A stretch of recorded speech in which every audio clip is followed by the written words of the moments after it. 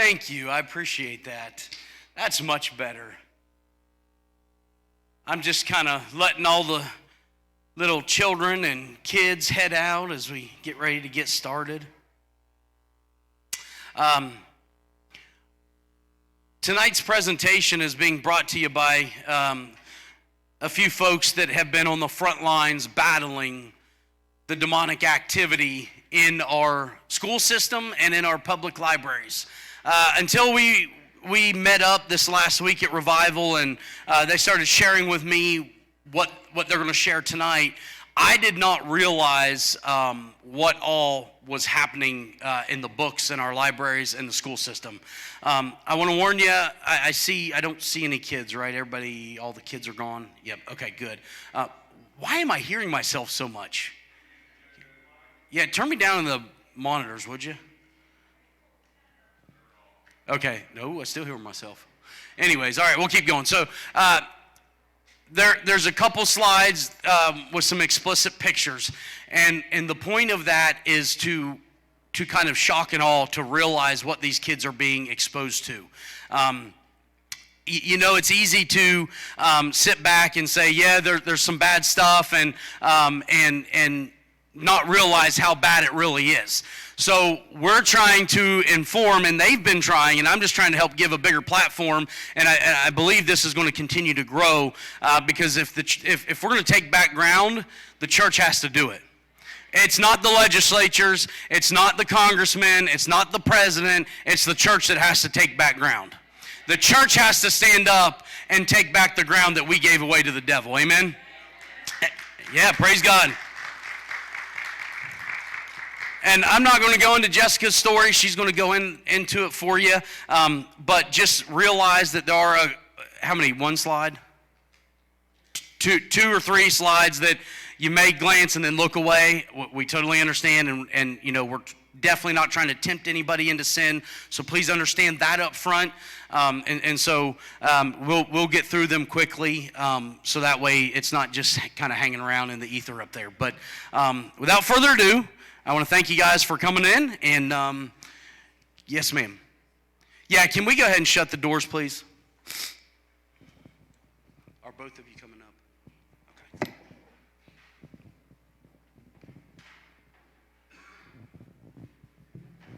That one's loud.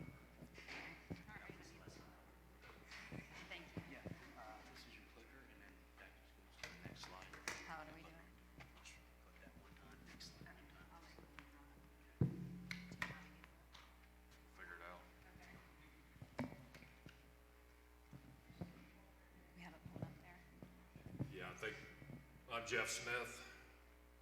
I'm Jessica Rowley, and I want to thank you all for having us tonight. I just want you to know that we've been working on this for the last, I don't know, probably maybe. September. Yeah, it's been since September. And you're the first church that's actually had us come and give a presentation. And I just really want to let you guys know that we really appreciate this, because the only way we're going to defeat this is people have to know it's happening. And if they don't know, how can they stand against something that they don't even know is happening? So, can we get that on the screen here? Okay, so the title of this presentation is What Are Children Reading in West Virginia Libraries? And as Casey said, there's going to be a few slides. They're explicit. I apologize for that. I'm definitely not comfortable showing you guys this information. But like he said, it is necessary for you to really grasp and understand how bad it is, how the enemy, and it is the devil, no doubt about it, that is attacking our children. It is not a person, it is the devil and his demons. And that's how I see it. It is a spiritual warfare and battle. He is using people, but we ultimately know as Christians who we are fighting against. So the other thing, so this is about the books, but what you're also going to hear is a story of how our system condones this, supports it, and have gone against us. So it's two parts. Okay, if you want to go ahead. Oh, yeah. Okay, so straight to the first one. So this has some of it blurred out, but if you can see in the left-hand corner, it says DeSantis reveals sick porn books he removed from schools. So those of you who have been following national news, Ron DeSantis has been fighting a lot of this LGBTQ, the sexual attack on children at Disney World. different things going on in the state of Florida. Some people like him, some people hate him, but I do appreciate what he's doing for the children. Now, these books that are on the right-hand side are in the schools, or in the public libraries in Wood County, and children have access to them. And one of them was in the Parkersburg South High School library. Okay. So last September, when this all started, I walked into the Wood County Library, and I saw this display on the right-hand side. I was going in to make copies. I wasn't even looking for this, so I do believe this was a divine intervention. But he led me to this, obviously, because there's just been so many things that have happened. But that book, Genderqueer, was sitting on that shelf. That was within 20 feet of the front door of the public library. And as I was standing there, I saw probably 10 children walk past it that are under the age of 10, and I was just completely astonished.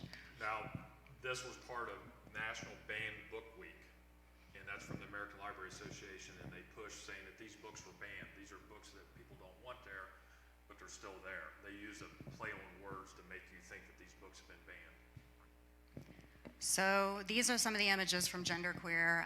This on the left is obviously a sexual act in the middle, and on the right it's talking about, you know, how to use a strap-on, things like that. Any one of these kids at the Wood County Library could have picked this book up and seen any of these images. These are the current board members of the library. There's 5 board members. 2 are appointed by the Board of Education, 2 are appointed by the Wood County Commission, and 1 is appointed by the City of Parkersburg. And then you have the library director, Brian Rates. So this is just telling you who's ultimately responsible for the material in the library. It says the ultimate responsibility for the selection of library materials rests with the library director, who operates within the framework of policies determined by the Library Board of Trustees. The library director is answerable to the board and the public for actual selections made by staff, and therefore has the right to recommend or reject any book contrary to the recommendation of staff. So ultimately, Brian Rates is the one responsible for what goes in and out of the library. We attended the library board meeting on September 28th last year because, you know, I always like to give people the benefit of the doubt, and I thought, well, maybe they just don't know. You know, maybe they just put the book on the shelf and these kids are walking past it and they have no idea because there's thousands of books in the library. So there was about 15 of us that went to the board meeting back in September. They have it the fourth Wednesday of every month.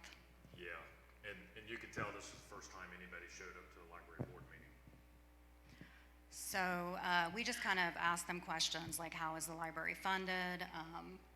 You know, some just basic things about the levy, you know, and then we also asked them about, you know, are there any restrictions in the library? Because I thought, well, maybe there's some restrictions that I'm not aware of, like children, you know, maybe there's a separate place and they can't get access to books or, you know, something. But anyway, he made it clear that children have access to everything in the library.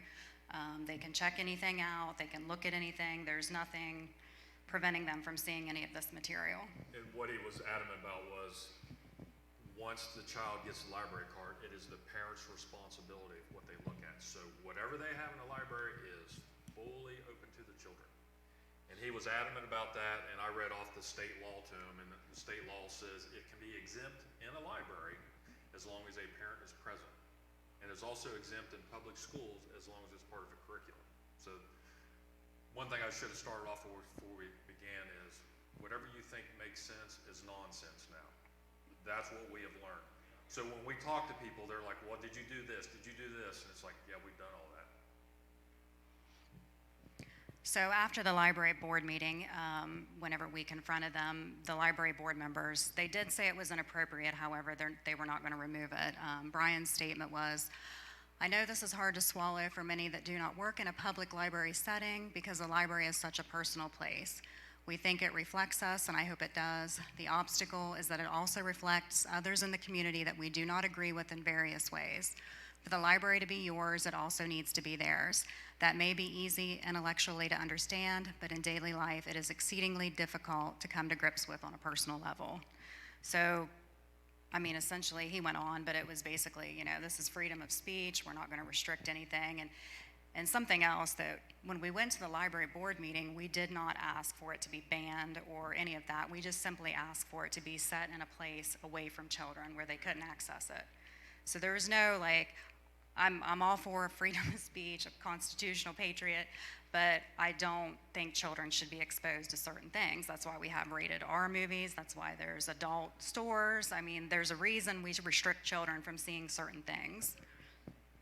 And to be clear, the first thing she did, in the meeting, she showed them genderqueer and asked them if it was appropriate. One individual said it was.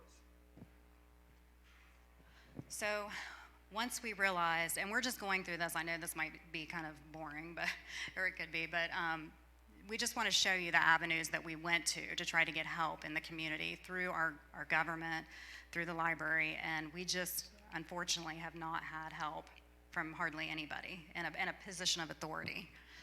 So we went to the Parkersburg City Council. This was the article that was in the newspaper. It said area resident Jessica Rowley brought copies of images from Genderqueer, an autobiographical graphic novel about the experience of a non-binary individual that contains some images of nudity and people engaged in sexual activity. And then Councilwoman Sharon Cole said she was sickened and would not vote for the renewal of the library's levy on the November 8th ballot. So I went to the city council meeting that night, and I took copies because I needed them to actually see the sexual acts. I took the state law and I took the city ordinance to show city council, this is what your children and your grandchildren can be exposed to by just walking into the library. Here is the law that we believe that they're breaking, and as well as the city ordinance.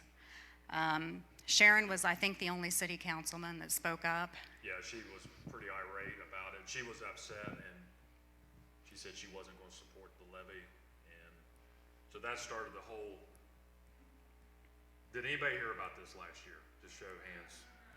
So I see 2 hands, 3 hands. So yeah, a lot of people don't know this happened. It was on the front page of the newspaper. But before we go to that part, the thing that she read from Brian Rates, one of our members tried to work with the library director how they could make things not easily accessible for children. Spent hours talking to him. He put the hit piece out in the paper. So that letter that she just showed you was in the newspaper. And it pretty much said that we were going after the LGBT group. So it started like a whole, it was lies, and we never once said that. We never once said we wanted books banned, but you could see, so it got that side all stirred up, and so they constantly lying and stirring. So we'll go on. So when this happened, then it really just escalated. So this is what was attached to that. They were showing, the display, which according to state law is breaking the law if it's on display. The child doesn't even have to look at it. If there's sexual information on display and a child can access it, then they're breaking the law. So Brian's response was, the book was part of a display in the main part of the library for Banned Book Week for 2 or 3 weeks in September. The goal of the display was to illustrate to people what books have been challenged in libraries across the country and generate discussion. I think it was completely appropriate. It did exactly what it was supposed to do. It sat on the shelf the entire time. I don't think anybody ever checked it out. And then he said, children can check out anything in the library, but it's up to their parents to decide what they should or shouldn't read. And then he said, as far as restricting access beyond the adult section, such as storing it under lock and key, Rates asked who would determine what materials went in there. He said that would not only restrict access to adults, but perhaps make materials more enticing to children. So and then at the end, he says, he noted the library also has a policy that children age 8 and younger must be accompanied by adults. So if you're over 8 at the time, and you're allowed to walk around the library without a parent, but at the same time, he's saying it's the parent's decision. So we had a meeting, Stand Up for the Children at the Rock, with Parkersburg City Council members. We organized against the library levy. It really, for us, it really didn't start out being about the library or the levy. It was just to get the books to where children couldn't access this material. And then we got about 100 people to protest outside of the library. So we were able to organize.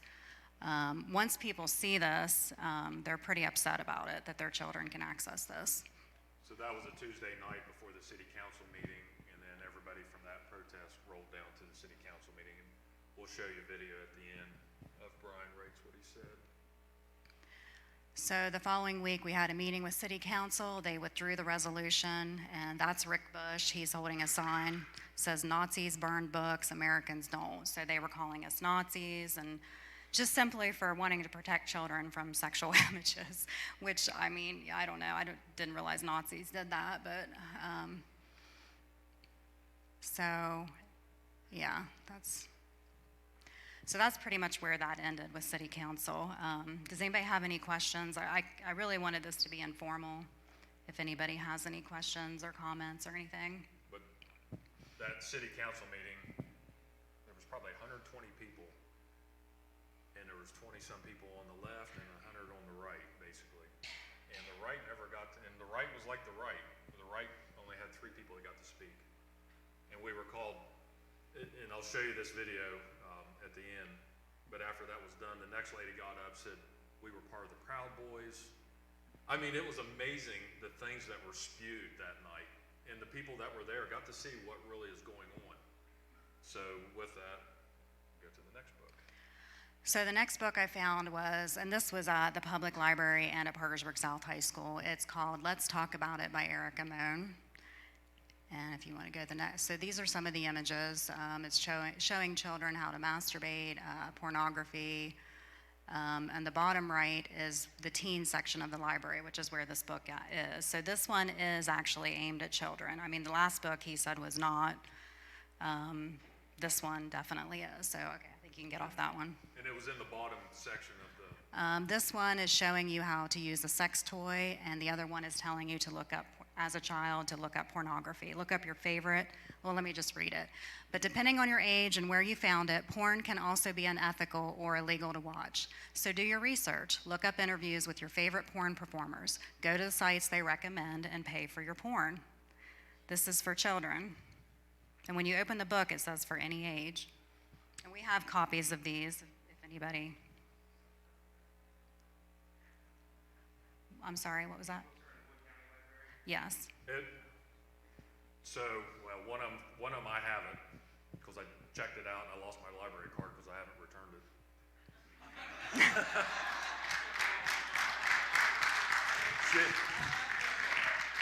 She checked out the other one, but then returned it because she challenged it. And see, this is a game they play. You have to challenge. You got to go through a process, both the Wood County or Wood County school system and the public library.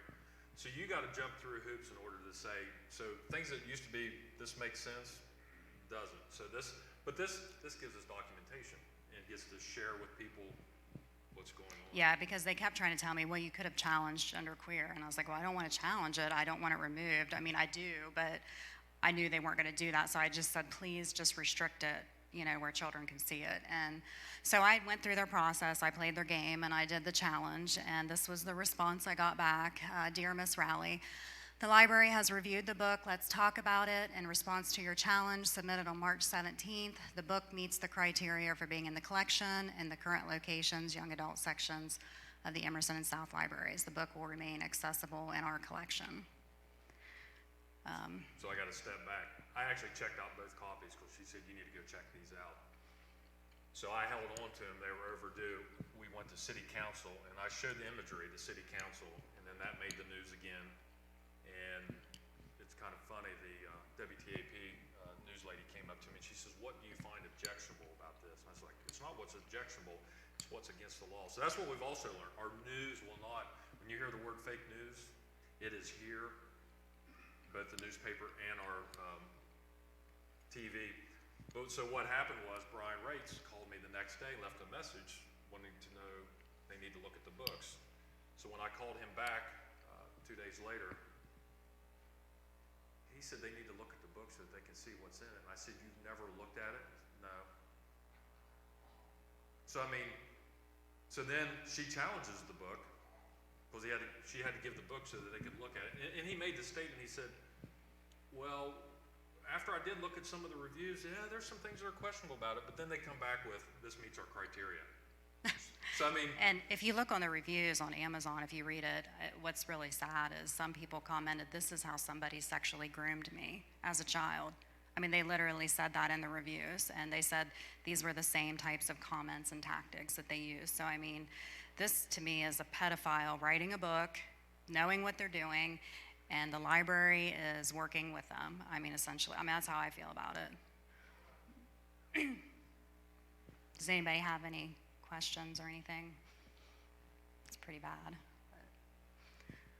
Okay, so that was pretty much it as far as the library. I mean, these are just a couple of the books. There's a lot more books in there. I mean, one of them I didn't even add to the slide because I felt like this was enough for you guys to really grasp how bad it is. I mean, I could have showed you probably worse, actually, if you can believe that. So now we're going on to the schools. We've got Wood County Schools, and we've already done Let's Talk About It. I wanted to show you that there's also a challenge I did at Parkersburg High School. There's books in the middle schools and then also in the elementary schools. So these are just a few. I have probably 100 books that are sexually explicit, and it's all ages. And to be clear, none of this is consistent. You could go to one school and they'll have the book and the other ones don't.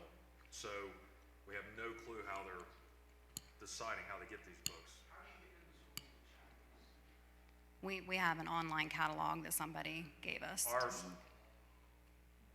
But yeah, our schools have that ability. It's a public domain. You Yeah. can go and look, but like if you're in another county, they don't have that. Some of them do. Each county is different. So this is Michael Erb. He works for Wood County Board of Education. He's the communications director. We initially brought the books to his attention last fall because we were at a public meeting and he stated that nobody has ever proven that the books exist. So he set up a meeting with us because we told him that yes, the books do exist, and we met with him last September also, I believe.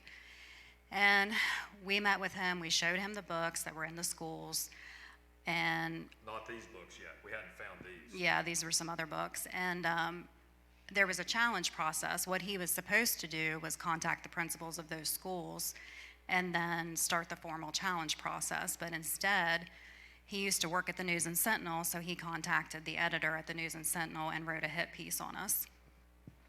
We assume. He We're- had all the details He from had, that meeting. yeah, he had the details of what happened. So this is Christina Meyer. She's the executive editor at the News and Sentinel, and she stated, a slate of familiar actors are making their way into public conversation again here in the Mid-Ohio Valley.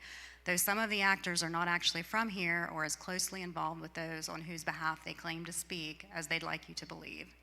The reason she said that is because I don't currently have a child that's in public schools. So that was what she was trying to reference. You can go to the next one. You might know them from their railing against masks to prevent the spread of COVID-19 or their actions in Washington, D.C. on and around January 6th. Maybe you remember them from their fight against the phantom they created and named critical race theory. Now the enemy is books. You'll hear them say the target is books about sexuality and gender issues, but a look at the list they'd like to ban in our schools and libraries reveals the aim is broader than that. Keeping our kids from learning and making sure those children are groomed in a manner of which the book banners approve, rather than exposing kids to many perspectives and teaching them about the whole of our history and the diversity of human experience seems to be the goal. So, more just talking points. We've got to take them seriously, but only to the degree that we let our policymakers and elected representatives know we will support them in their effort to keep these folks from doing any more harm. For goodness sake, those we elected to serve us must know they are more likely to keep their office if they do not fall in with such as these. And those who have not only fallen in with, but are working alongside the troublemakers who hope to drive us backward as a culture must know they will not win another chance to do so in November. Watch out for these people, keep an eye on what they are attempting and the lengths to which they are willing to go, and take a look at the politicians working with them rather than trying to fend them off. So I take that as like it's the line of like the domestic terrorist, basically. I mean, it's like, you know, she's referencing January 6th, you know, the COVID, all of this, it's like, I mean, she's saying it without saying it, essentially. I mean, so this is what you're going to get when you stand up against this stuff. You're going to get the media against you. You're going to get, we have a city council member who came to our meeting, the one that was at the Rock. She tried to disrupt it. We forgot to mention that. We have Michael Erb, the Wood County Communications Director. He's working against us, but he'll put on a face, make you seem like he's not. Who else? The library. Yeah, library guy's the nicest guy you meet when you go talk to him, and then get this stuff. But the reason we know this was this group, because one of the individuals went to January 6th and they got in trouble for something they shouldn't have. But anyways, and then the other individual sued the school system for masks. So they didn't reference him, but the people that were in the meeting, that's how we know that. How else would she have known this? So I challenged the Let's Talk About It book at Parkersburg South High School back sometime this year. So Betsy Patterson got back with me, and she said she selected the book as part of the Parkersburg South High School order form from our library software provider, Follett. And she said she researched the book before purchasing it, and then she gave me a list of reviews that she used. You can go to the next slide. And then at the bottom, she said, statistics from the CDC reveal that over half of U.S. teens have had sexual intercourse by the time they turn 18. Anyone working with teenagers on a daily basis knows that relationships and sexuality are a big part of their lives. It was my intent to select a book that would provide factual information on sexuality to educate students. I do feel that the book supports the West Virginia Department of Education content standards for wellness in grades 9 through 12. So I'll just stop there. I asked her, I thanked her for removing the book because I did appreciate the fact that she did it, but I asked her to please explain to me how this met the content standards. She stonewalled me. She would not answer me anymore. She directed me to Michael Erb. I don't know if she was afraid of like any kind of litigation that may happen. I'm not sure, but she wouldn't respond. We had a parent that their kid went to South, and she said, I'm concerned that my child was exposed to this. I would like to have a conversation. She refused to meet with the parent. We do know that 7 children checked out the book, Let's Talk About It. And again, this is the one that tells them how to look up pornography, or to look up pornography, to use sex toys. And I asked if the parents had been informed, and I could not get an answer on that. Because I feel like parents have a right to know that their children have been exposed to this. Is anybody shocked what they're hearing right now? You guys are like quiet, so we didn't know. Well, yeah, So, just checking you. some people have no emotion like me, and then So, any questions or anything so far? Okay, this is a book at Parkersburg High School. Can you go back? This is called Rumble. It's also at South. It's the summary of concerns is that this book contains sexual activities, sexual nudity, alcohol and drug use, profanity, suicide, and controversial religious commentary. So if you look at the profanity, it's got 30 F words, 8 P words, 35 S words. I mean, anyway. So you can't really see it up here, but this section on the right is a child or having fellatio. I mean, that's the nicest way I know how to put it. At the bottom, it says, let's look at religious genocide. We could, in theory, go all the way back to Noah for Ark fame, whose God was so angry at human sin that he chose to wipe out every living thing except for Noah's family and 2 of each species on earth. Nice creator you've got there. The Old Testament is, in fact, rife with Jehovah-driven genocide. But since it's fiction anyway, let's move on. So, yeah, I've noticed there's a very anti-Christian theme to a lot of these books. And, you know, for the group that cries tolerance and that, you know, they're a marginalized group, why is it okay to persecute Christians in these books and children can read it? I mean, I don't, if we did that, in my opinion, if that was done with the Muslim faith or any other faith, more than likely it would not be allowed. So this was the challenge form. This is just when I challenged it at PHS, this is what they filled out.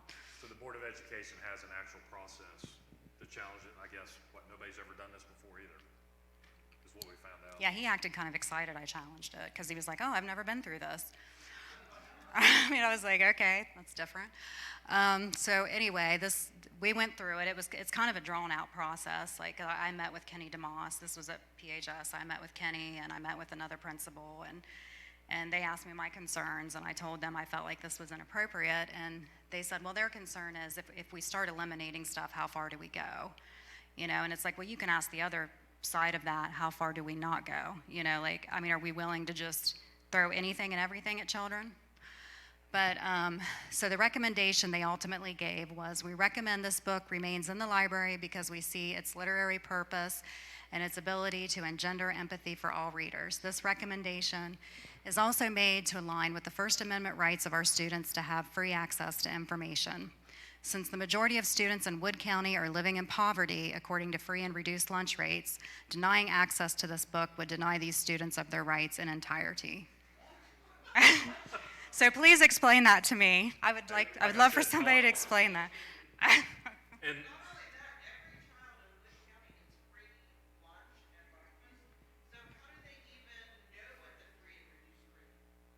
this just goes back to whatever you think makes sense is nonsense.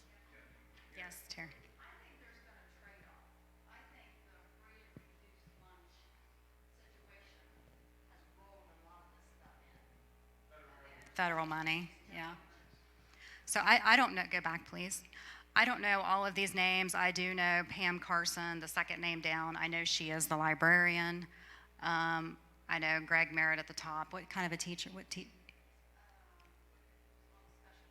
Okay, one of the special ed teachers. And I don't know about the other three, but I'm assuming they're all teachers, obviously, at PHS. But what gets tricky is they'll say this is your First Amendment right, freedom of speech. But if it's any act of a kid having sex, written depiction, that's called child pornography. So they go over here and they just keep saying this, but they will not go to the part that's the law. And which should Yeah, also we gave them the it state should also law. be what makes sense. Well, we gave them the state law every time we've done these, and they just ignore it. And it gets better, so not really better, but. So this is at Van Devender Middle School. It's called Beyond Magenta. This book contains explicit sexual activities, including pedophilia, alternate sexualities, explicit alternate gender ideologies, profanity and derogatory terms, suicide commentary, hate, and alcohol used by minors. And this is the online catalog we were telling you about where we can see the books. So and you guys, I mean, you can look this up too. But that's showing it's at Van Devender Middle School Library. So this is an excerpt from Beyond Magenta. It says, I was sexually mature. What I mean by sexually mature is that I knew about sex. From 6 up, I used to kiss other guys in my neighborhood, make out with them, and perform oral sex on them. I liked it. I used to love oral, and I touched their you-know-whats. We were really young, but that's what we did. I was making out with girls, too. I used to love making out with girls because everybody thought I was cool. Anyway, I'm not going to read the rest of it, but that's enough to give you an idea of what, let's see, what ages would that be, 11, 12, 13? What can be exposed to that? So this is a book we challenged at Jefferson Elementary. This is called George. They did remove it. Well, they said they did, but I looked it up on the catalog and it still says processing, so I'm not sure I trust them. But this book contains alternate gender ideologies and transitioning, sexuality, non-sexual nudity, and sexual activities.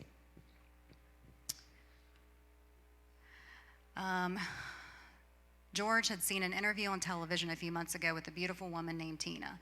She had golden brown skin, thick hair with blonde highlights, and long sparkling fingernails. The interviewer said that Tina had been born, I don't think that's right, then asked her whether she'd had the surgery. The woman replied that she was a transgender woman and that what she had between her legs was nobody's business but hers and her boyfriend's. So George knew it could be done. A boy could become a girl. She had since read on the internet that you could take girl hormones that would change your body and you could get a bunch of different surgeries if you wanted them and had the money. This was called transitioning.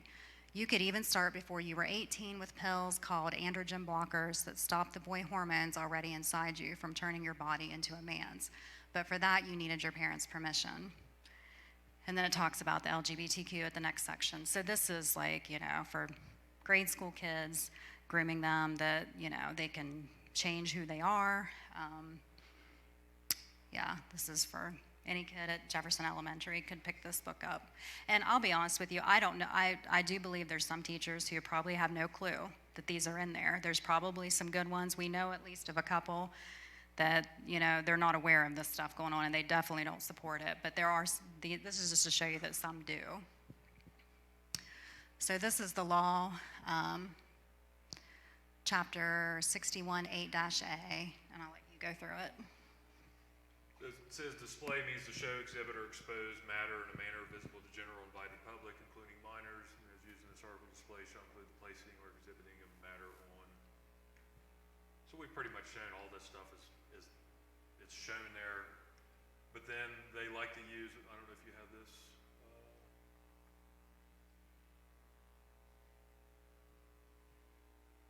So there's just more information than obscene matter, but what they like to play with is, where's artistic? Well, here's your sexually explicit conduct. So a lot of those things that she's read off is in that part. Yeah, number 3, original person would find taken as a whole lacks serious literary, artistic, political, or scientific. So the people that want to make sure this stays in our library and school use those last 3. It's artistic.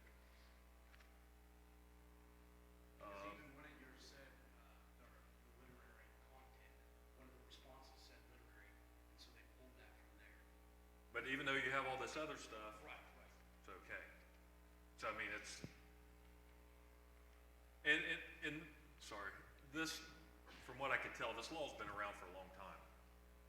So probably when that law was made, things were nothing like it is now. So then you could have probably said, yeah, it was artistic, or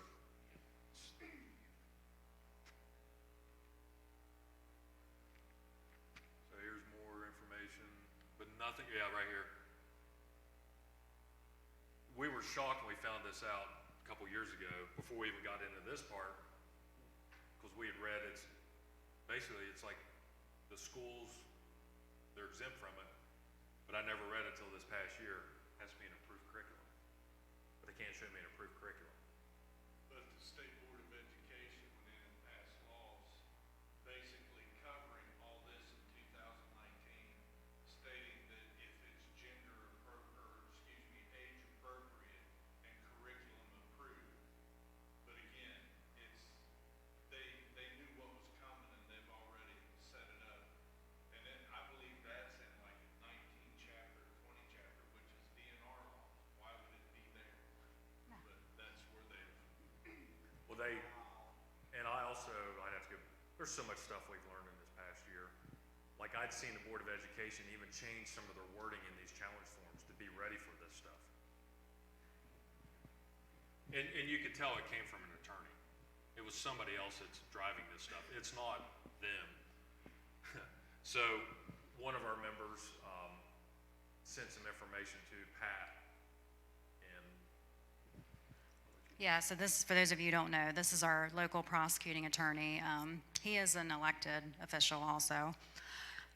He ran for office in 2016, and he's been there, he's been reelected. But his statement to voters, I think this was the 2020 election, I will continue to work with the citizens of Wood County to make our community a safer and excellent place to raise our children. So we went down and met with him and showed him these books and the state law. And this was the email that one of our members, John, sent. So you can go into that, you're probably better at explaining it.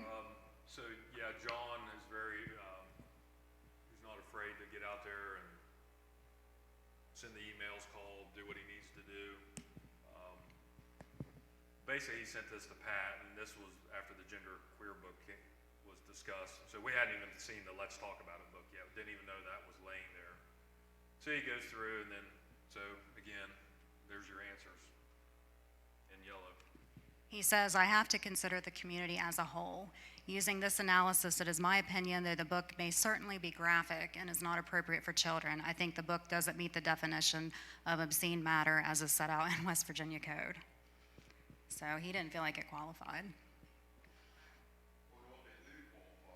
That's what I'm wondering. Something really bad, right? Well, No. but like I said, where does this stop at? This came out in the last year, 2 years, these books. It's hard to tell what the next 2 years is gonna bring. Oh, so, do you have the part where you talk to him? Do you wanna cover that? Or the let's talk about it book, is that in the slide? So she, and an attorney went to talk to Pat just to kinda have a nice conversation. And he automatically didn't wanna look at it. One of the Board of Education members is an attorney. Yeah, but this was, like I said, Pat didn't even wanna, he didn't even wanna look at that let's talk about it book. Just, But it doesn't meet the same matter standard. well, he didn't even look at it. He doesn't, Yeah.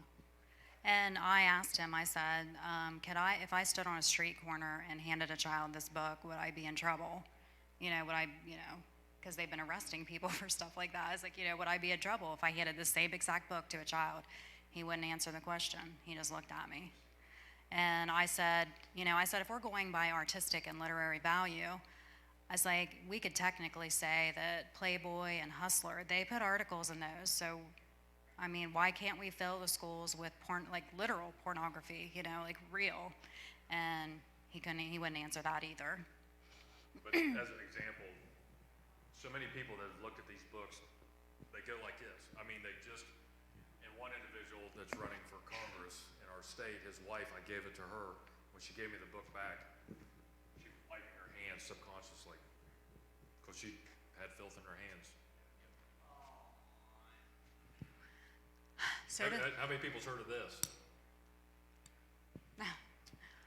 we don't honestly, we don't want to. We understand this person has issues, and we're not trying to make fun of anybody. But this is at Parkersburg High School, and his name is Summer. He goes by Summer Bunner, and he is a transgender. And John, we were told by I think another parent that children got punished for using the wrong pronouns. They were called because he came into school Friday as a man and came in Monday as he said he was a woman, and the kids were just still calling him. Yeah. And so anyway, so John asked I think it was the Board of Education, he asked Kenny DeMoss, about the children being disciplined, and this was the statement from Kenny DeMoss. The teacher you are discussing is a person, a teacher, and a very good one at that. They are female, and without violating their own privacy, that is fact. So regardless of what they wear or how they look, they are legally a woman. We are all supportive of any child or adult that changes genders or asks to be called a different pronoun, and we comply. So he's totally 100% on board with the, all this wokeness that's happening. But you notice the statement, we comply. Now here's the best part. Every one of his letters his little signature, never lie, never cheat, never steal, don't whine, don't complain, don't make excuses. So he's telling you not to lie, but we're lying. So that's outside of the fact that there's a transgender there. That's my concern, is if we're teaching children that this is reality and this is truth, then we can tell them anything. And that's really the goal, is to get children to believe 2 + 2 = 5, So this is just a summary. Children are being exposed to sexually explicit, pornographic, and vulgar content in the libraries. You've seen evidence of that tonight with the sexual activity. Some of the books have assault and battery, prostitution that involves minors and adults, violence, profanity, nudity, drug and alcohol use, self-harm, bestiality, animal cruelty, and suicide. And then there's 3 ways that your children can access books. Obviously the school library, the library app on their school device, which I was told by a parent, you can set a parental control on it, but you have to ask the Board of Education to do it. Apparently there's a guy there that you have to request it. And the parent also, she told me that because I educated her on the stuff that was happening, so she went to her kid's device and she found out, once she drilled down, she said you can get to literally anything on these. And the other concern is, I don't know if there's cameras on there, but are people looking at children? These devices are scary to me for kids. And then also, obviously, the local public library, where we've shown you there's no restrictions on what a child can access. So now we get to the what can we do part. And so the first thing, as believers, the church needs to reach out to the community through evangelism, because we can literally change every law we want to, and the devil is always going to find a way to get around it. So the only way to change hearts and minds as believers, that we know that we have to reach out to these people with evangelism. We have to tell them the gospel. Mark 16:15 says, "And he said unto them, Go ye into all the world and preach the gospel to every creature. And the Lord said unto the servant," in Luke 14:23, "Go out into the highways and hedges and compel them to come in, that my house may be filled." These children are looking for something, and they're getting it. That's what they're getting from the schools. So what are we going to tell them? What is our responsibility? And I believe it's this. And anybody that's a Christian believes this. So the next thing, outside of spreading the gospel, which we know is the most important thing, and I just want to tell you, I know some people it's scary. I agree. I mean, I went out to the Pride event last year, and it is scary. I mean, I'm not going to sit here and act like it's not. But you know, there's other things you can do. Like, I've taken gospel tracts, and I have found these filthy books in the library, and I throw the gospel tracts in there, because I'm like, you know, these kids are reading this stuff, and it's the devil. And then one page, they're going to turn and they're going to say, and maybe they're suicidal, maybe they're depressed. I mean, who knows what they're dealing with? They're obviously questioning something if they're looking at this type of stuff. And then I want the truth and the real answer to be there between those pages for that child, because we just never know, you know, what they're dealing with. So the next thing is engage, activate, and educate. So we want to be present, attend local meetings, and let community leaders know that you are aware of what's happening and where you stand. Educate other members of the public, make others aware of how our youth and community are being destroyed.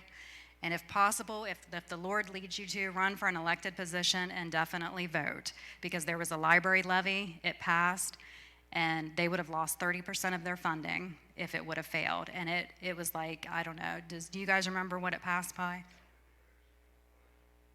Yeah, so it like, everybody that can vote needs to. And like this scripture to me really spoke about what we're dealing with. When the righteous are in authority, the people rejoice, but when the wicked bears rule, the people mourn. And I feel like that's where we are in America today, where the wicked are in power, and like, we're mourning our country. I mean, it's sad to see what's happening to our youth and to our nation, and I mean, it just seems like it gets worse every day. I thought this really kind of spoke out to what it says. In reality, they're not after you, they're after me, and you need to be in the way.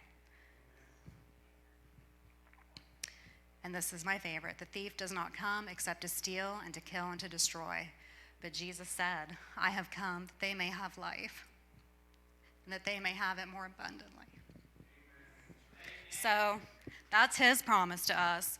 That's the devil's promise at the beginning of what he's going to do. And that's what this whole slideshow was, to show you that this is how the enemy is trying to come after these children. Right now, I think, did you have anything else you wanted to add? Yeah, we don't have the slide there, but if you go to the public library's website, you go through their policies, they have an internet policy, and it explicitly states it is illegal to look up the stuff that they're showing you in the books. I mean, you can't make this stuff up. But that's the thing that you keep seeing is these groups, like, even if you read the school policies, the kids aren't allowed to cuss, they're not allowed to have this, but they can read a book that has all this in it. So, I mean, Yeah, it's hypocritical. So does anybody have any questions or anything? Like, we do have books over here, some of the books, if you guys want to look at them. We also created handouts that give you information of who your elected representatives are, when their meetings are. We also have our local organization that meets. if you want to pull that up, I'll go through that real quick. It's the Word document.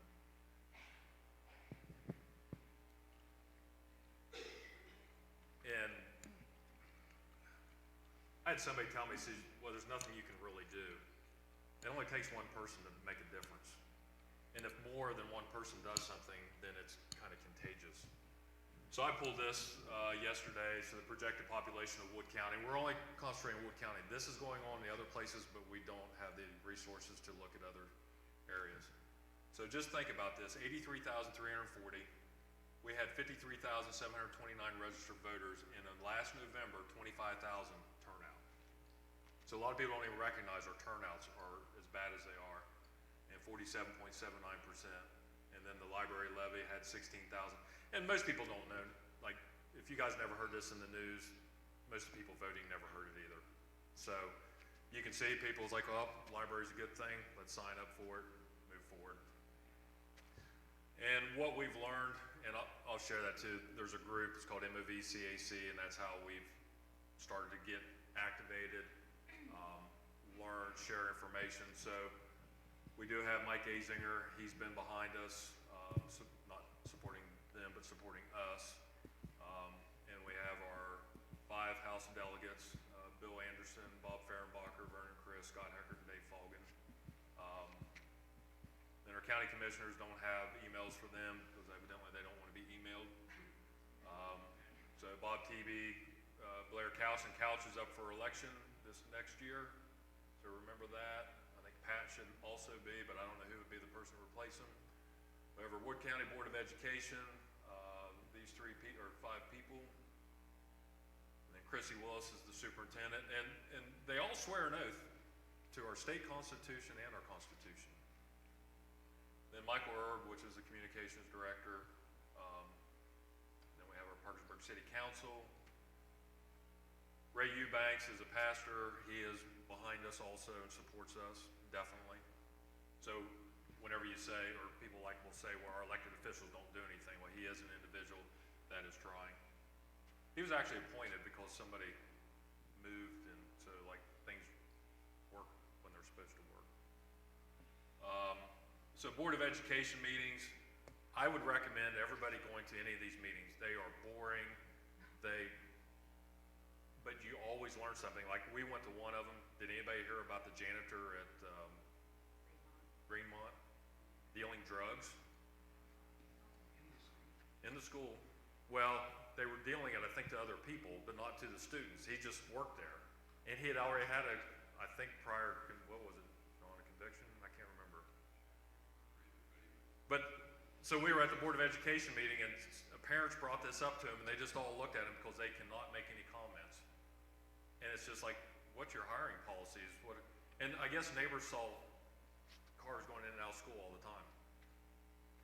I mean, but you never heard that. The media will not cover that. They just had well, a guy got in trouble for drugs.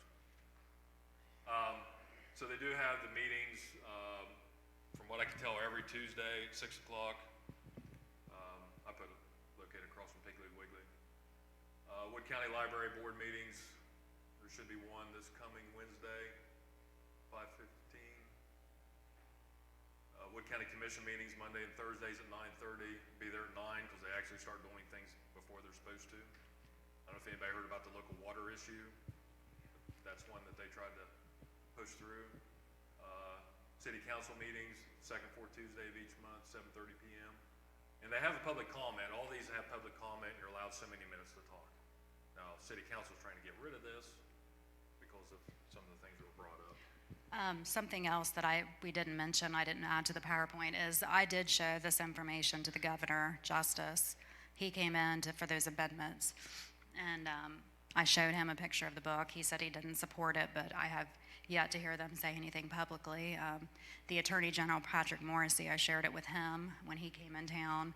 All of the local delegates have seen it. Senator Azinger, he has actually tried to get a bill to pass through the legislation to fight against some of this stuff, but it just did not get any traction because I think part of it is the people in the state are not aware. They're not aware it's happening, and we've got to organize and push it to happen.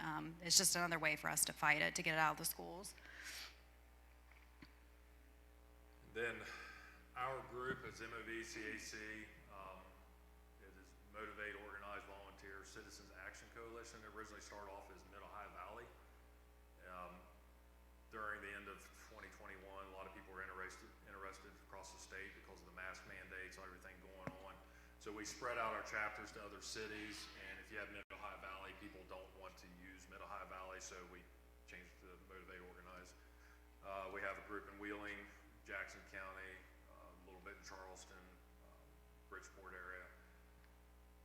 We meet tomorrow night actually in Marietta, right past Pioneer Chevrolet. It's called Freedom Gate Church. It's right beside Leslie Equipment. Have a lot of information information on things going on locally. And we cover a little bit of the national stuff too. And then we'll meet the first Tuesday at the Rock. The ones at Marietta's got a lot more energy to it. At one time, we had 180 people showing up. Now we're down to about 100 people. So just a great way to learn if you want to get more motivated in your community and learn how you can do things. So we kind of have like a support group for that. Let's see, I think that's it for that Yeah. slide. I'd like to, I'll show the video, then we'll let Chad speak. So you really need to see this. This was the night of the city council. The one I said 120 people were there. And you might. It should have been on. Was it? You guys didn't download it? Oh, okay.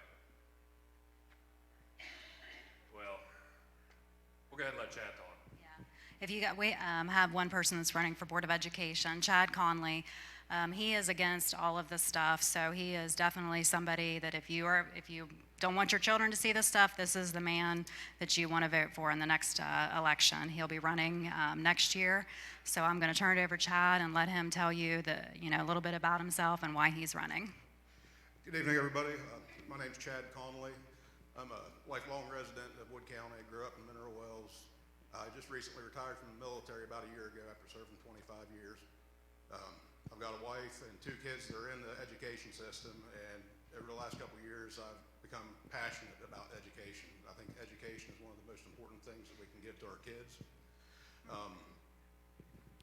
I think that the Board of Education, they've been headed in the wrong direction for a long time, and they're trying to push critical race theory, all this kind of stuff, and I want to get in there and try to change that, get our education back to where it needs to be.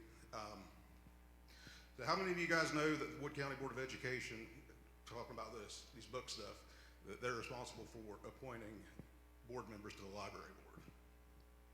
Yeah, Tuesday night this week, there's a Board of Education meeting that's going to be very important. And if anybody can attend it and speak, I would like for you to do that. They are supposed to be voting on appointing a new library board member. They basically told me, I talked to the Board of Education about how to get appointed to the library board because I was interested in doing it at one time. And they told me that they don't actually make the appointment. They just take the recommendation of the library board and they vote on it to approve it. So on Tuesday night, they got a nomination coming up. They're going to vote on it. Excuse me. I'm going to speak and I'm going to ask them not to simply just rubber stamp the library board's hand-picked person and delay the vote and make it more transparent. So if you guys can come out and go to the Board of Education meeting and talk about that, we can. Something else that I've learned about here in the last couple of weeks, I'm a little bit nervous, I'm not a very good public speaker. There's a learning initiative coming out, the School Superintendents Association of America. It's called Learning 2025. This is something that we're going to have to get ahead of really quick because it's coming fast and it's not a good thing. They want to fundamentally change how our education system is run. They want to make a secondary focus of reading, math, arithmetic. That needs to be a secondary focus to them because it's outdated and antiquated. They want to push more things like the critical race theory, inclusivity, gender fluidity, things like that. They think that American history is offensive, so American history will no longer be in the curriculum. If this Learning 2025 comes, American history is gone in our schools. So that's something we really need to get ahead of and fight. Yeah, there's 120 schools across the United States right now that are running a trial program with this Learning 2025, and 3 of them are in West Virginia. Braxton County is running this program currently. Preston County, I can't remember the other one, but there's 3 counties in West Virginia where this Learning 2025 is being run on a trial basis. And it's one of the main goals is they think that the parents, grandparents, shouldn't be the moral and ethical authority for the kids. The kids spend 8 hours a day in school, so the teachers know them better than the parents. They think that the kids should get their ethical and moral values from the education system. And something that concerns me, they talk about wanting to make reading, math, arithmetic, reading and writing and stuff a secondary focus because it's outdated. With China and Russia, they have kids in 3rd grade that are learning chemistry, physics, calculus. We're teaching our kids that it's okay to be a boy and dress up as a girl. How are we going to be the most powerful nation in the world? Like everybody talks about saving America. Well, I think that saving America, it starts with our kids. Ground zero of saving America is our public education system. And it's just not headed in the right direction right now. I've seen it over the last couple of years. Like I said, I'm passionate about education. I want to get on the Board of Education so I can help guide things to go back into the right direction. And I would appreciate your all's support. Let everybody know that I'm running for the Board of Education.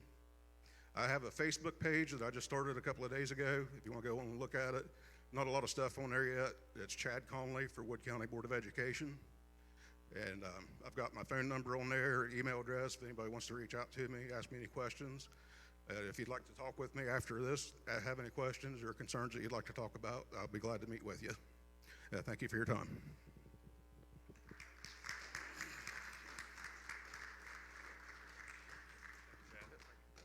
Yeah, we'll go ahead and show that video, then I think we'll let people look at the books.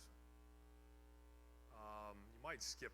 People that hold your sponsorship. So we will not be talking about that or acting on that in any manner. So I'll let you know that. And saying that, we will now open the City Council the public forum. Our public forum is 30 minutes in length, and each speaker gets 3 minutes to speak. And if you have given your name to the City Clerk, Madam Clerk, do we have? I'll declare the public forum open. We have probably about 35 or so. The first one, Mr. Rates, Brian Rates, followed by Kim Van Ryn and then Jennifer Bryant.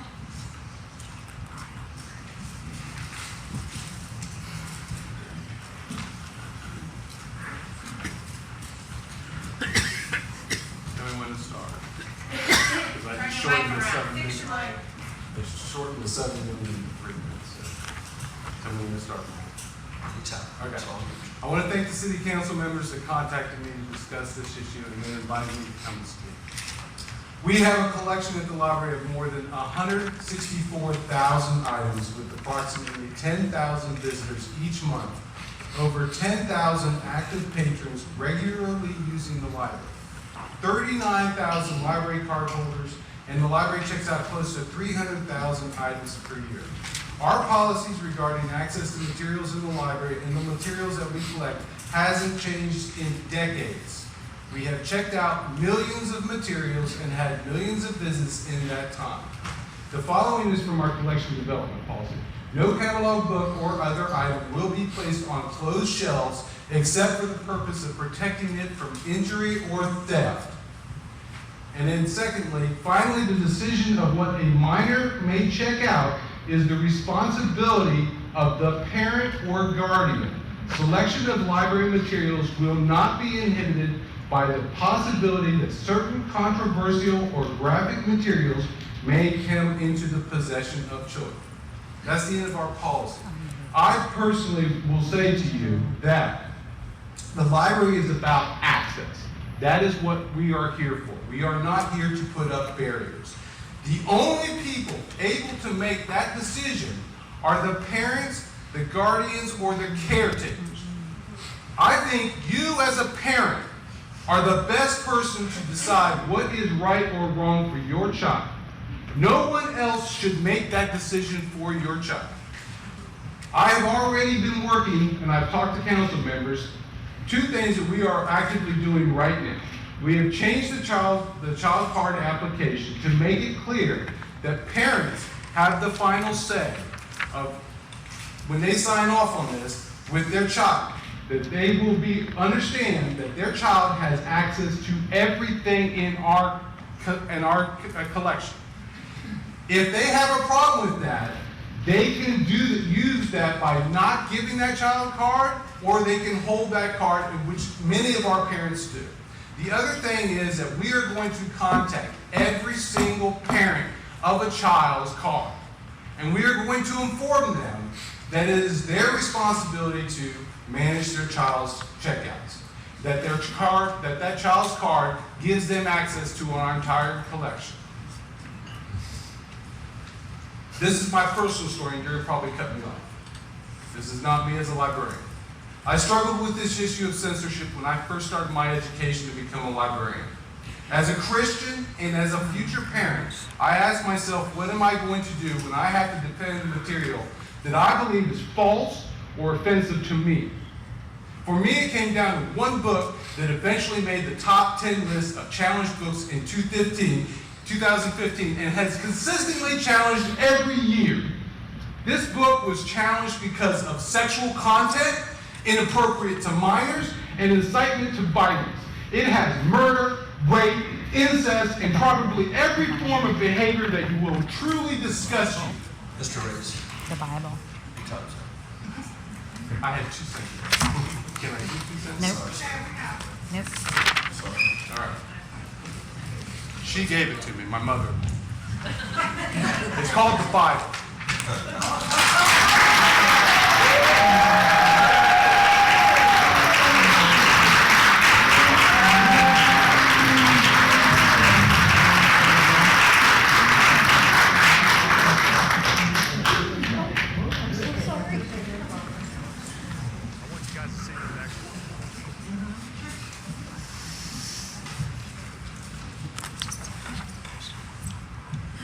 Tonight, City Council was going to vote on a resolution to censure the public library. This came about because a single person came to the last City Council meeting and was offended by a book that had been on display at the public library as part of Banned Book Week. And she spoke about her outrage that this was available to children. It's an adult nonfiction memoir about one person's journey to figure out their gender and sexuality issues.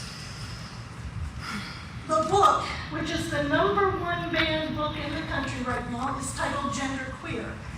And one of the reasons it's a #1 banned book right now is because of the efforts of a group, Proud Boys, who were one of the organizations behind the attack on Congress on January 6th. They're also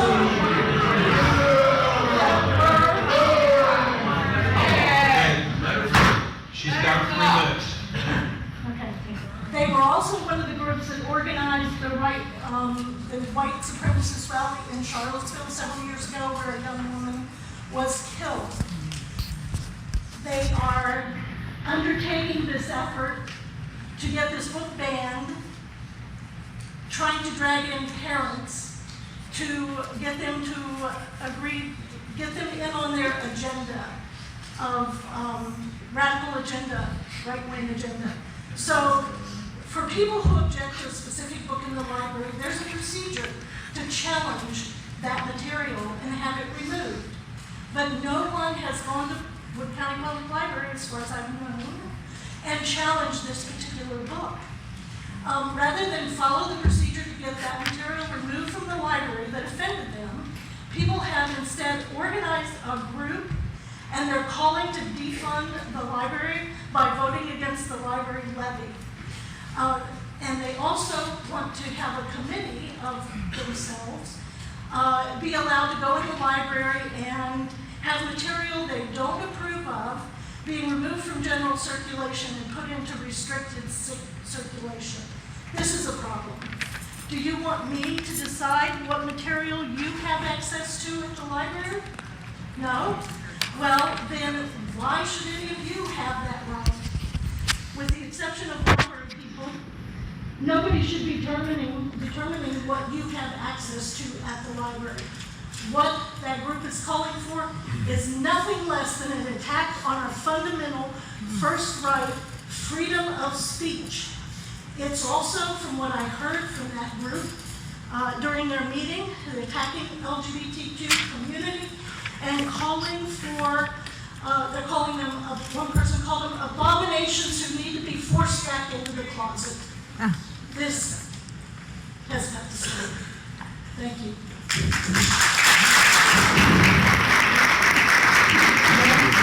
Next we have Jennifer Bryan, and then Pastor Dan Stevens. You're gonna sound like that Micro Machines commercial. But I mean, and I've got the whole meeting recorded, and it just, I think she got to speak, and Pastor Dan Stevens and his daughter and his wife, and it was skewed. And it was amazing to see that. And a lot of the people that were there were from the Rock, so they were supporting, and I think they were dumbfounded what they saw. Because nobody believes this stuff is going on until you basically live it. So, yeah, hope I didn't make you guys depressed tonight. Well, but I mean, you just don't realize everything you're seeing on the national level is right here. And when you think somebody's going to do something about it,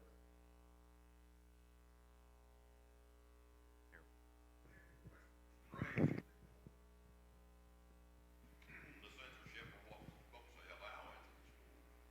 That's why this is not allowed in their library and everywhere else. Is that all us being censored? The Holy Bible's not allowed in schools? You're not allowed to talk about it? You're dumbfounded? I mean, if they can have that, sure we can God people won't be able to put this back in school for long. Yeah, I mean, if I would have known, because my son's 22, if I'd have known this stuff was in there, I'd have pulled him out of public school. And any parent that can, I don't blame them for doing it. I would absolutely do it after seeing some of this. But unfortunately, there's other children that are going to be left behind, that are still going to be there, and those are the ones we still have to fight to protect.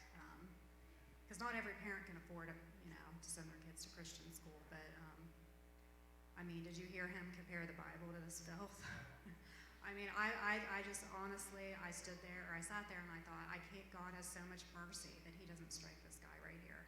I mean, to compare the Bible to what you saw tonight, I mean, this is like living in a movie or something. It's just unreal. But, and there's way more in this area we could go into, but that's a whole nother night.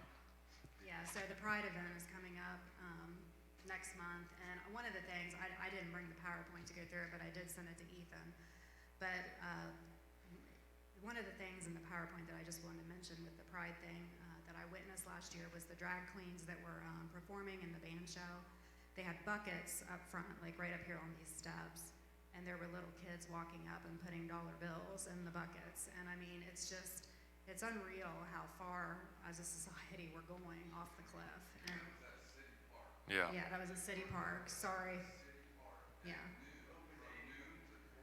And it's right next to the playground. Right next. They had like what, pin the tail on the uterus? And They had abortion beanbag toss.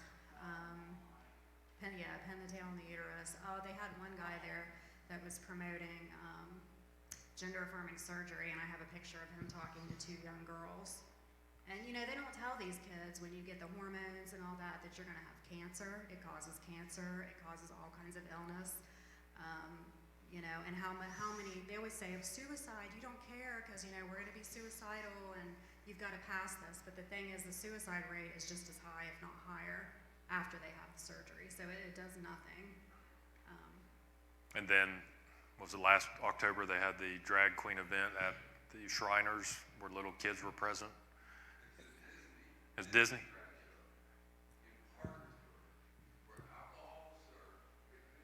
Sunday.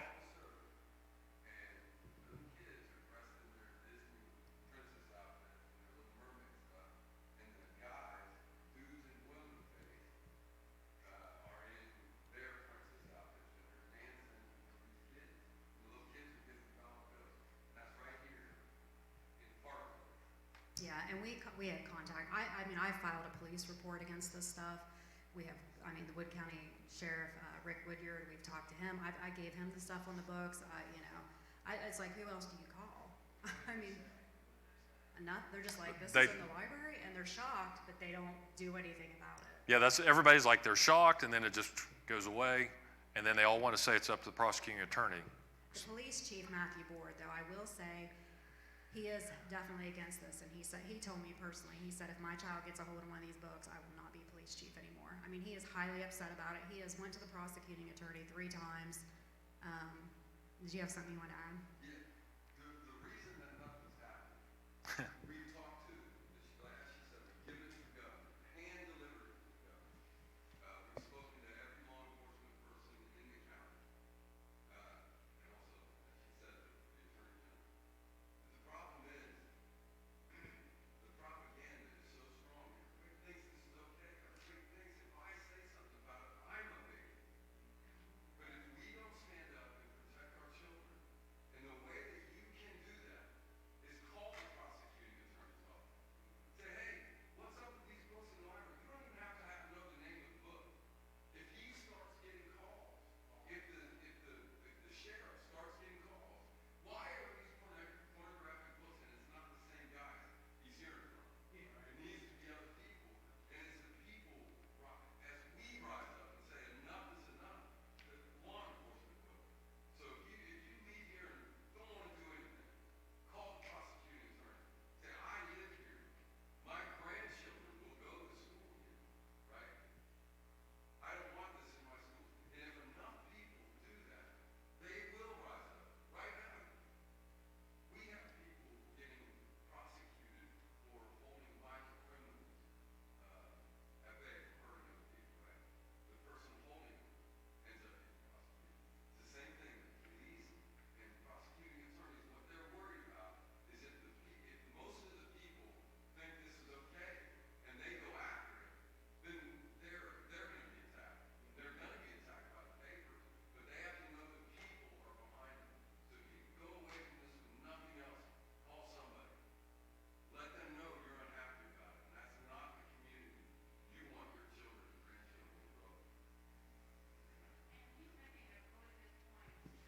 Those of us that are going to the meetings and working on this, there are 8 of us. We have grandkids, so we're one generation removed.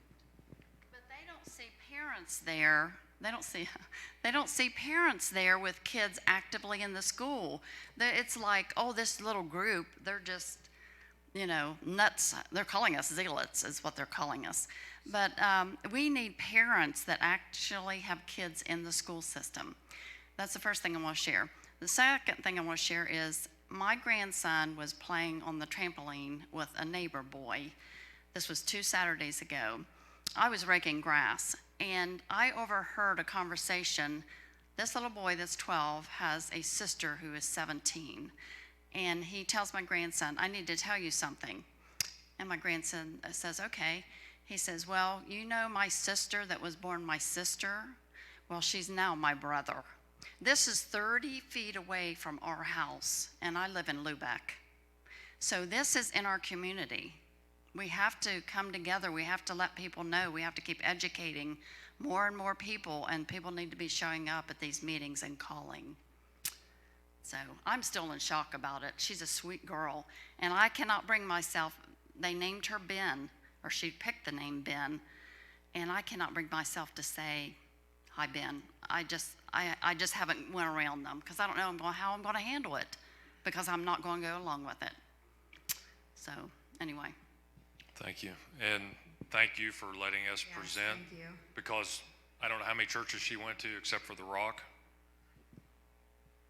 Unfortunately, about 6 years ago, I had a 15-year-old placed in my home who had been raped by her grandfather.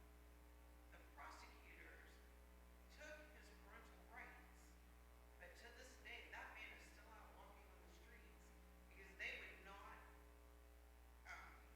charge him criminally. So the man still walks around the streets. So when you talk about going to the prosecutor,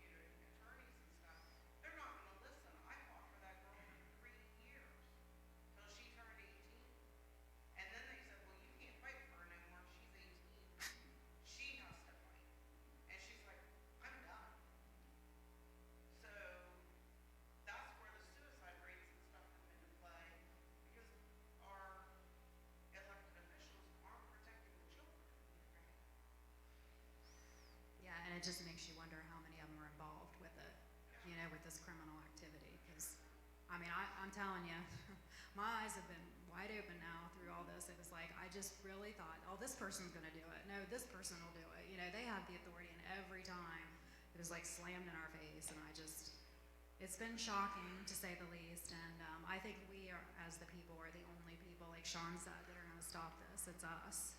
And that's the way it's always been, really, if you think about it. It's always been the people that have the power. We just have forgotten that we have that power.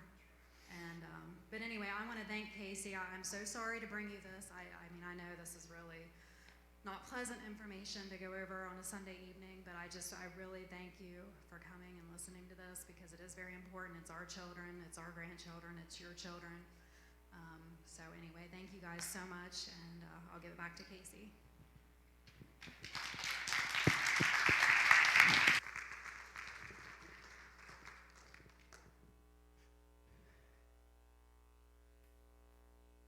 Anybody besides me in shock?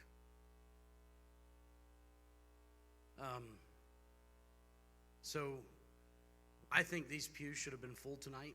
I think we should have had a lot more people than this in here, because we need to get the word out.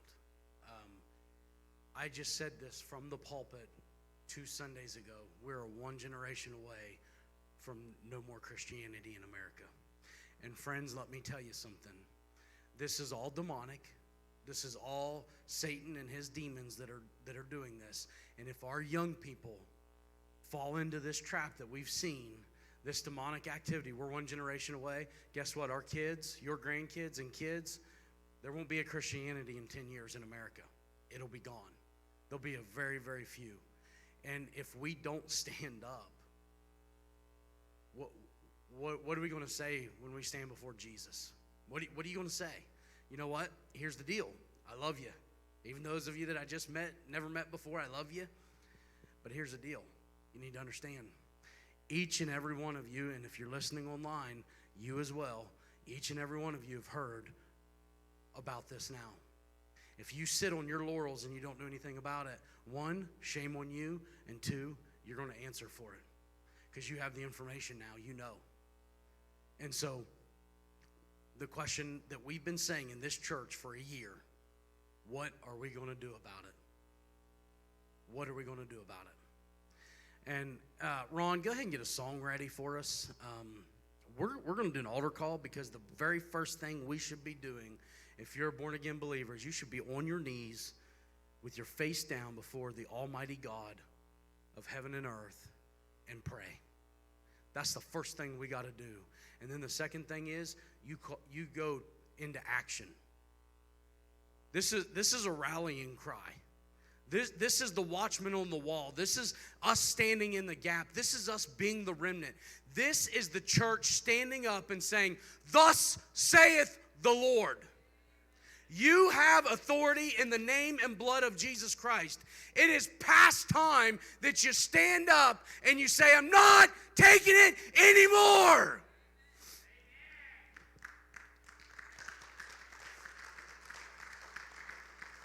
I understand you're in shock. I understand that. This is nasty stuff. But if we don't do anything about it, shame on us. So Ron, you got a song for us? Okay, go ahead and stand up tonight. We're going to do an altar call, because we need to be in prayer first and foremost. We need to be praying for these officials, that they'll have the courage and stop being cowards and stand up and do what's right. Pray that we, the church, will stand up and fight back, take back ground that we've given to the devil. And 3, that these little kids are insulated and protected from this demonic activity. Those are just a few of the things you can be praying for. And so, Ron's ready, and I'm just going to open the altar. If you need prayer, grab me, I'll pray with you, but the altar's open.